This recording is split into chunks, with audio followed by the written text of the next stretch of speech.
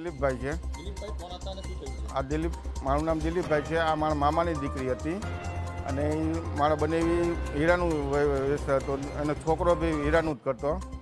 પણ દિવાળી પછી આ એને તકલીફ થોડીક હીરામાં મંદીને કારણે એકદમ ધંધા સ્ટોપ થઈ ગયા અને મારા બનેવીને દવાખાનું આવ્યું. એમાં લોનના હપ્તા ભરાણા નહીં કાંઈ. 4-5 હપ્તા માથે ચડી ગયા હતા. શું કામ કરતા હતા? હીરાનું જ કામ કરતા હતા. 2 જણ. બંને જણ? હા, બંને જણ. કોઈ હેરાન પરેશાન? હવે હેરાન પરેશાનમાં તો બીજી તો કંઈ નથી, પણ એને ફ્લેટ જે રાખેલો હતો ને એને બીજાને વેચી નાખ્યો હતો. ને ઓલા પહેલા ભાઈ એને કંઈક 50,000 રૂપિયા કે લાખ રૂપિયા જે આપ્યો એ બહુ ખ્યાલ નથી, પણ પૈસા આપ્યા હતા. એટલે એ પાછા એ ઓલા ભાઈને લોન માથે બેઠી નહીં, જેને આપેલા હતા એને. હેરાન કરતા હતા? એટલે એને માગણી કરતા હતા કે પૈસા મને તમે નો. તમને શું કહેતા હતા તારે પૈસા નથી?